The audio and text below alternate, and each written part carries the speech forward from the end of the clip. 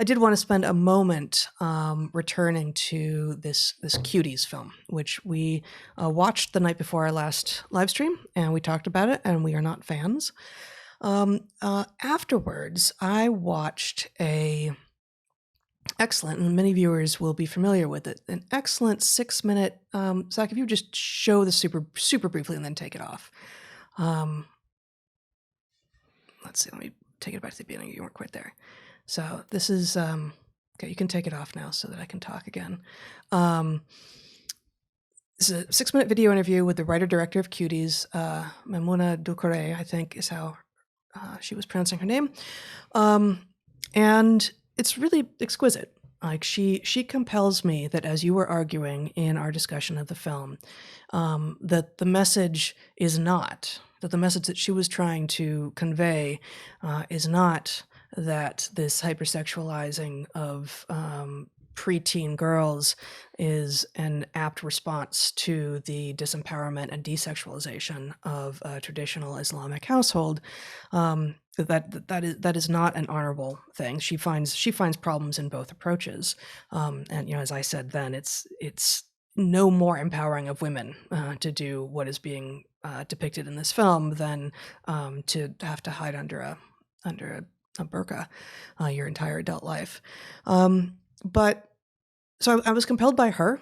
She's a clearly an extremely smart, beautiful woman with who's pulling a lot of what she's talking about in this film from what she has seen in her own life, and she interviewed a lot of preteen girls herself in Paris, immigrants from Senegal, and so that all suggests that this work had a lot of work behind it. This art had a lot of work behind it, but she doesn't achieve what she tried to do, and the ends don't justify the means. So I wanted to say, I recommend watching her 6-minute video interview, while I don't recommend watching the film. And it reminded me, I've seen people defending the film. I've seen a lot of people rejecting the film on social media, and I suspect that they haven't seen it.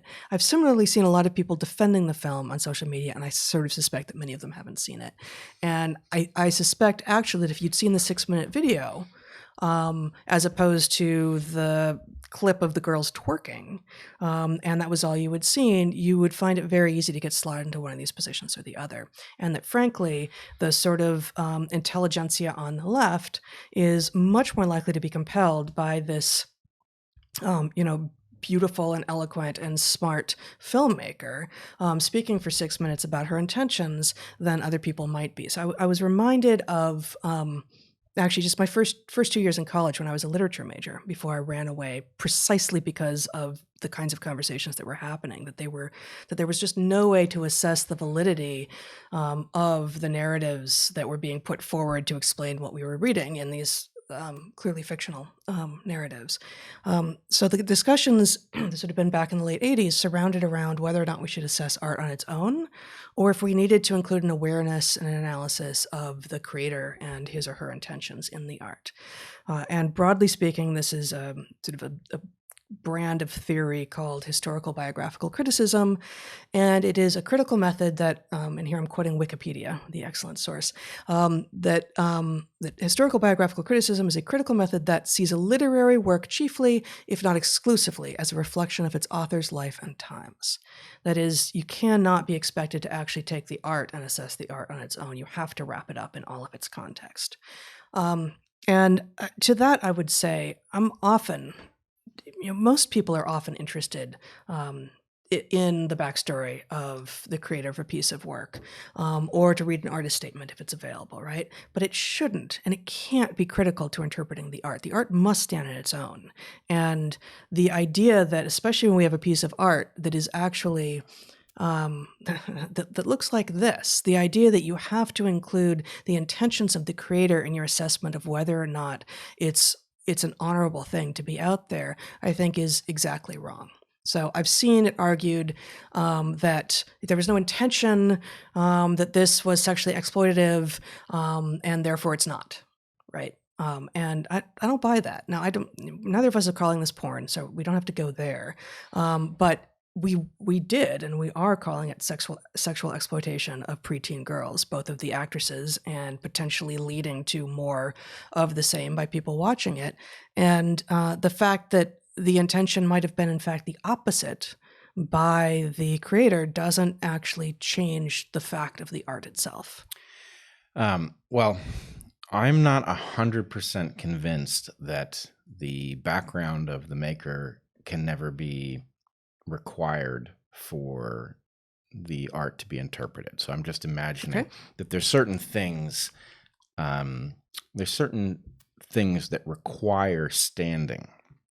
In other words, if a Holocaust survivor wants to make a piece in which they humanize a guard in a concentration camp, that's very different than if some person with no connection decides to do it. And so I'm not saying that the art shouldn't be able to stand on its own, but I'm saying that in that case, the context might allow me to engage the art openly. It might allow a window into it. It might allow you to approach it in a way that you would not otherwise choose to approach it. And I think that sounds completely valid to me. I guess in this case, I worry that this will do that job. Oh, right. That this, we did watch it. We did not speak publicly about it before we had actually seen the film, and in many ways it was, beautifully done. But the girls are heavily sexualized, and even if it's only those 4 child actors, right. Even if that's the only effect, it's too much. It's too much. And your point last episode was, if this were a book, that would be a different situation. Right, because you could explore something without anybody being hurt. Yeah. Right. Now, in this case, I think if we're, now that we know that, based on your viewing of this 6-minute piece, that my interpretation of that last scene, which is too brief to make its point, is actually the right one. That actually she's judging both these things, both the overly restrictive, Muslim upbringing and the overly liberated, which isn't even the right word, but sexualized Western alternative. She's judging both of them, which I actually think is a very important point. Yeah.